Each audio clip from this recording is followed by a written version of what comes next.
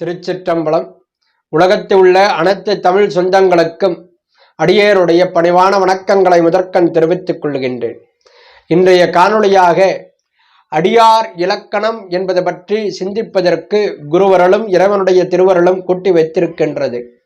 அந்த வகையிலே திருவாத ஊரர் பாண்டிய நாட்டிலிருந்து புறப்பட்டு குதிரைகள் வாங்கும் பொருட்டு சோழ நாட்டிற்கு தன்னுடைய பயணத்தை மேற்கொள்ளுகிறார்.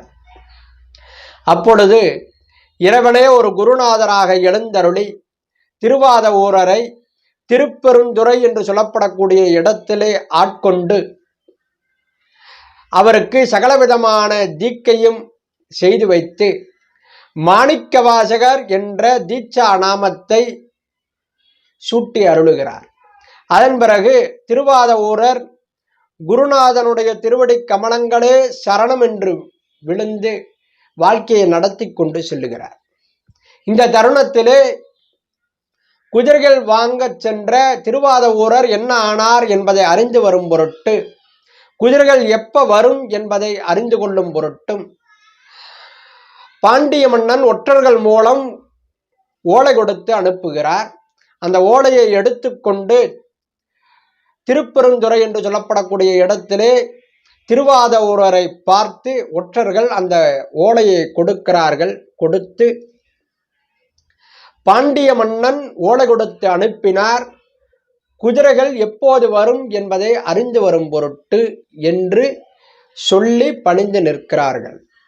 அதை அப்படியே பெற்றுக்கொண்ட திருவாத ஊரர், ஒற்றர்கள் மூலம் அதை பெற்றுக்கொண்ட திருவாத ஊரர் அப்படியே எடுத்து கொண்டு வந்து குருநாதர் கையிலே கொடுத்து, ஒற்றர்கள் என்ன செய்தியை சொன்னார்களோ அதே செய்தியை அப்படியே குருநாதரிடத்திலே திருவாத ஊரர் என்று சொல்லப்படக்கூடிய மணிவாசகர் சொல்லுகிறார். இந்த நிகழ்வு நமக்கு எதை உணர்த்துகிறது? மணிவாசகருடைய வாழ்க்கை வரலாற்றில் இந்த நிகழ்வு நமக்கு எதை உணர்த்துகிறது என்றால், எண்ணத்தாலும் செயலாலும் சுதந்திரமற்று இருப்பதே அடியாருடைய முதன்மையான இலக்கணம் என்பதை மணிவாசகருடைய வாழ்க்கை வரலாறு நமக்கு உணர்த்துகிறது. ஒற்றர்கள் ஓலை கொண்டு வந்து கொடுத்தார்கள், அதை அப்படியே கொண்டு போய் கொடுத்து குருநாதர் கையிலே கொடுத்து ஒற்றர்கள் சொன்ன செய்தியை அப்படியே சொல்லி பணிந்து நிற்கிறார். அவ்வளவுதான். எண்ணத்தாலும் செயலாலும் சுதந்திரமற்று இருப்பதே அடியாருடைய முதன்மையான இலக்கணம் என்பதை மாணிக்கவாசகருடைய வாழ்க்கை வரலாறு நமக்கு உணர்த்துகிறது. அடுத்தபடியாக ஒரு நாள் சிவபெருமானும் பார்வதியும் கைலாய மலையை விடுத்து பூமியிலே அப்படியே உலவிக் கொண்டிருக்கிறார்கள். அப்பொழுது பார்வதி தேவி ஒரு மனிதனை பார்க்கிறாள். அந்த மனிதன் ஒரு மரத்தடியிலே அமர்ந்து கொண்டு தன்னுடைய கிழிந்து போன ஆடையை ஊசியால் தைத்து கொண்டிருக்கிறார். பார்வதி தேவி சிவபெருமானிடத்திலே சொல்லுகிறாள், சுவாமி, அந்த மனிதனை பார்த்தால் மிக நல்லவனாக தெரிகிறது. அதனால் நாம் இருவரும் அந்த மனிதனுக்கு காட்சி கொடுத்து ஏதேனும் ஒரு வரம் கொடுத்து விட்டு செல்லலாம், வாருங்கள் என்று பார்வதி சிவபெருமானை அழைக்கிறாள். அதற்கு சிவபெருமான் பார்வதி இடத்திலே சொல்லுகிறாள், அம்மா, அதெல்லாம் வேண்டாம், நாம் என்ன வரம் கொடுத்தாலும் அவர் வாங்கி கொள்ள மாட்டார், தேவையில்லாமல் நாம் ஏன் அவரை சென்று தொந்தரவு செய்ய வேண்டும்? அவர் பாட்டுக்கு அவர் வேலையை செய்து கொண்டிருக்கிறார், நாம் பாட்டுக்கு நம் வேலையை பார்ப்போம், வா என்று சிவபெருமான் பார்வதியை அழைக்கிறார். ஆனால் பார்வதி அந்த மனிதனுக்கு ஏதேனும் ஒரு வரத்தை கொடுத்தே ஆக வேண்டும் என்று தீர்மானத்தோடு சிவபெருமானை அழைத்து கொண்டு அந்த மனிதனுக்கு சென்று காட்சி கொடுக்கிறார்கள் இருவரும். அப்பா, நாங்கள் இருவரும் யாருக்கும் காட்சி கொடுக்க மாட்டோம், காட்சி கொடுத்தால் வரம் கொடுக்காமல் செல்ல மாட்டோம், ஆகவே நீ எதை வேண்டுமானாலும் கேள், நாங்கள் இருவரும் கொடுக்கிறோம்.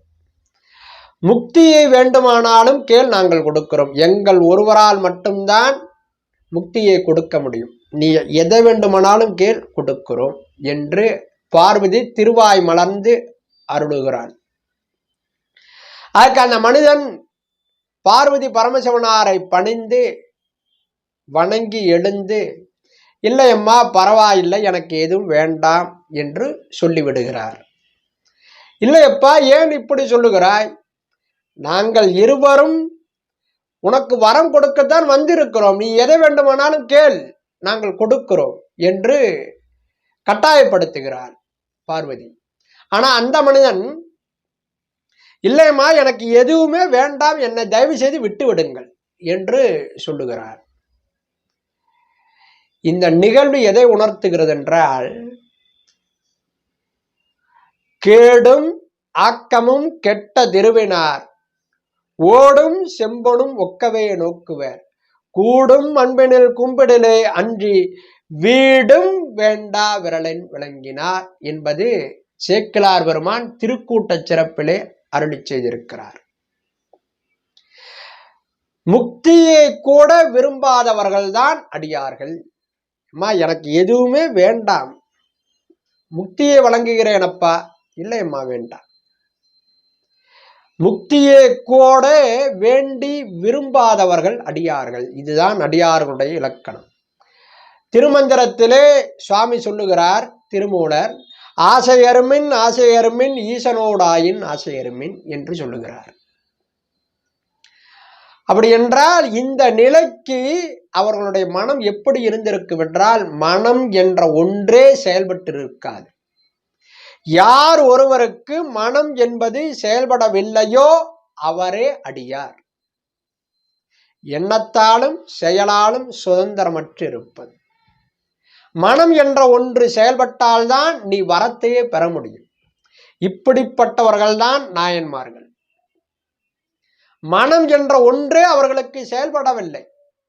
அதனால்தான் அவர்களால் சிவபெருமானுக்கு கொடுக்க முடிந்தது. மனம் என்ற ஒன்று செயல்பட்டிருந்தால் சிவபெருமானிடத்திலிருந்து அவர்கள் பெற்றிருப்பார்கள். மனம் என்ற ஒன்று செயல்படாத காரணத்தினால்தான் அவர்களால் சிவபெருமானுக்கு கொடுக்க முடிந்தது. 63 நாயன்மார்கள் இடத்திலேயும் சிவபெருமான் வந்து ஏதேனும் ஒன்றை பெறுகிறான், யாசிக்கிறான். கர்ணனிடத்திலே கிருஷ்ணன் தர்மத்தை யாசித்தது போல சிவபெருமான் வந்து 63 நாயன்மார்களிடமும் ஏதேனும் ஒன்றை யாசிக்கிறார். அவர்களும் சிவபெருமானுக்கு கொடுக்கிறார்கள். காரணம், மனம் என்ற ஒன்று செயல்படவில்லை. சிவபெருமான் ஒருவரிடத்திலே வந்து கேட்கிறார், எப்பா, நீ பெற்றெடுத்த பிள்ளையை கறி சமைத்து கொடு என்று. எந்த விதமான மறுபேச்சும் இல்லாமல் கணவன் மனைவி இருவரும் அதை சமைத்து கொடுக்கிறார்கள்.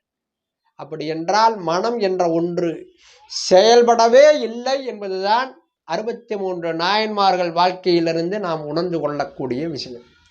ஆகவே மனதாலும் செயலாலும் சுதந்திரமற்று இருப்பது, மனம் என்ற ஒன்று செயல்படாமல் இருப்பது யாருக்கோ அவரே அடியார்.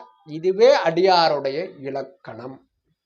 இந்த அளவிலே இன்றைய சிந்தனையை பூர்த்தி செய்து அமைகிறேன். நன்றி, வணக்கம், திருச்சிற்றம்பலம்.